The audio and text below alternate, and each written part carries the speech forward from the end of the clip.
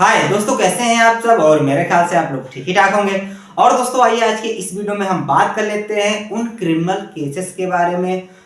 जिनमें हमें डाउट होता है कि अगर हम कोर्ट के सामने सरेंडर करेंगे तो ऐसा ना हो कि कोर्ट हमें जेल भेज दे या हमारे जो है बेल एप्लीकेशन अलाउ ना करे और हमको जेल भेज दे। तो ऐसे में कभी कभी क्या होता है कि लोगों को डाउट होता है, वकीलों को भी डाउट होता है। तो ऐसे में क्या करना चाहिए और क्या नहीं करना चाहिए और इस डाउट को हम कैसे क्लियर कर सकते हैं,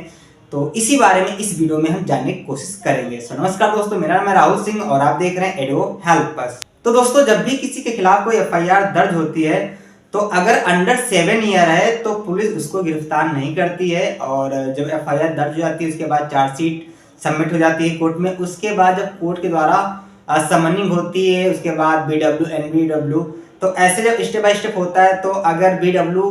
जारी होता है अभियुक्त के खिलाफ तब वो कोर्ट में आकर के सरेंडर कर देता है, या बीडब्ल्यू पर या एनबीडब्ल्यू पर, जैसे वो सुटेबल उसको लगता है वैसे वो सरेंडर करता है। तो कुछ धाराओं में थोड़ा लोगों को कंफ्यूजन रहता है कि ऐसा ना हो कि अंडर 7 ईयर तो हैं लेकिन अगर हम कोर्ट में सरेंडर करते हैं तो ऐसा ना हो कि कोर्ट हमें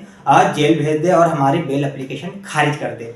अब यहाँ पर आपको एक बात बता दें कि जो न्यायाधीश होते हैं उनके विवेक पर निर्भर करता है कि उनको क्या करना है क्या नहीं करना है। कभी कभी क्या होता है कि कुछ न्यायाधीश महोदय होते हैं वो उन्हीं धाराओं में आपको जमानत दे देते हैं, जबकि कुछ ऐसे न्यायाधीश होते हैं कि उन्हीं सेम धाराओं में वो जमानत नहीं देते हैं और बेल एप्लीकेशन खारिज कर देते हैं। तो आपको ये पता करना पड़ेगा कि आपका मुकदमा जिस कोर्ट में गया है उस कोर्ट के जज साहब कैसे हैं, क्या वो बेल दे देते हैं या नहीं। नॉर्मली जो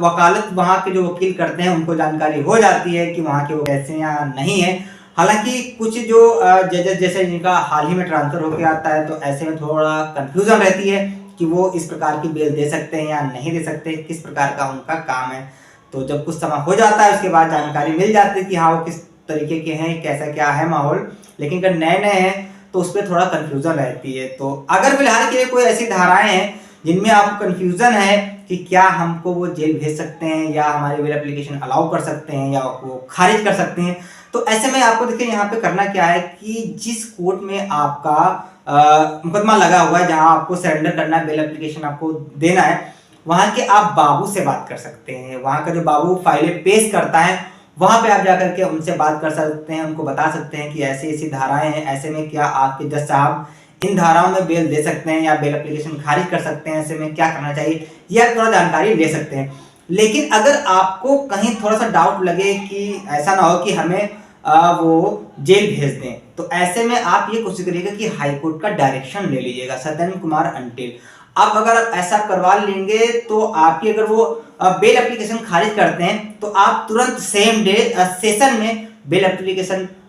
डाल देंगे, वहां पर आपको इंटरिम आपकी अलाउ हो जाएगी, तो आप जेल जाने से बच सकते हैं। अच्छा, कुछ धाराएं जैसे हम बात कर लेते हैं 406 और 420 आईपीसी की। तो इन धाराओं में कभी कभी क्या होता है कि कोर्टें बेल दे देती हैं और कभी कभी क्या होता है कि दिक्कत लोगों को लगती है कि ऐसा ना हो जेल भेज दें। तो ऐसे में कुछ कोर्टों द्वारा किया भी गया है कि उन्होंने बेल एप्लीकेशन खारिज कर दी है और उसको जेल भेज दिया है। तो ऐसे में आपको करना क्या है, यहाँ पर मैं आपको बता दे रहा हूँ कि अगर आपको ऐसी शंका लग रही है, आपको ऐसा डाउट है, तो आप ऐसा करें कि आप हाईकोर्ट से डायरेक्शन जरूर ले लें। जब आप हाईकोर्ट से डायरेक्शन ले लेंगे तो अगर आपकी बेल एप्लीकेशन खारिज कर देते हैं तो आप खारिजा लेकर के तुरंत अपनी बेल एप्लीकेशन सेशन कोर्ट में मूव कर सकते हैं, वहां से आपको इंटरिम अलाउ हो जाएगी, तो आप जेल जाने से बच सकते हैं। यहाँ पे हम बात कर रहे हैं अंडर 7 ईयर की जो धाराएं हैं उस बारे में, क्योंकि अगर अंडर 7 ईयर से ऊपर की किसी धाराओं में सजा है तो उसमें पुलिस करती क्या है कि जैसे एफआईआर दर्ज होती है वैसे ही आरोपी को जेल भेज देती है। लेकिन जो अंडर 7 ईयर है उसमें सुप्रीम कोर्ट का जजमेंट आया था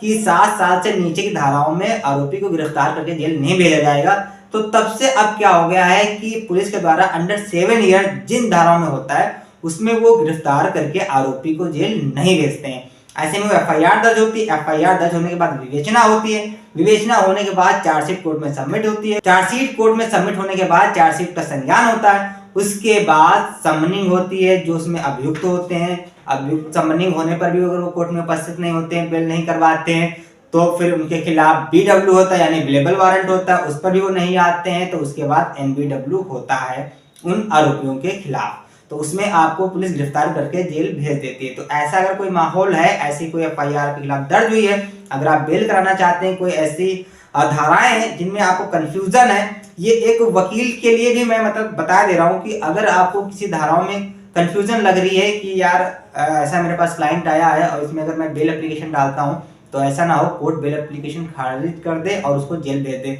तो आपके लिए बेहतर ये होगा कि आप उस कोर्ट के ऑफिस में जाकर के उस बाबू से बात कर लें, उसको बताएं कि इन धाराओं में क्या आपके साहब बेल दे सकते हैं यार। तो ये आप उनसे जब पूछेंगे तो आपको क्लियर बता देंगे, आपको जानकारी हो जाएगी। लेकिन अगर कहीं भी आपको डाउट लग रहा है कि हाँ यार बेल आपकी एप्लीकेशन खारिज हो सकती है,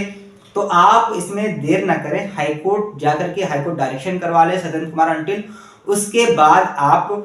with high court direction bail application court में मूव करें। उसके बाद आप बताएंगे कि हम बेल एप्लीकेशन है हमारी श्रीमान जी विद हाईकोर्ट डायरेक्शन, तो हो सकता है आपके इंटरिम अलाउ कर दें। यदि वो इंटरिम अलाउ नहीं करते हैं, बेल एप्लीकेशन खारिज करते हैं, तो उस हाईकोर्ट डायरेक्शन के बिहाफ पर आप डायरेक्ट सेशन कोर्ट में जा सकते हैं, बेल एप्लीकेशन दाखिल कर सकते हैं, वहां से आपकी इंटरिम अलाउ हो जाएगी। तो इस बात का ध्यान रखिएगा, और अगर इस प्रकार की कोई प्रॉब्लम है तो आप इस तरीके से अपनाएं तो आपकी प्रॉब्लम जरूर सॉल्व हो जाएगी। और मिलते हैं नेक्स्ट वीडियो में, तब तक के लिए जय हिंद जय भारत।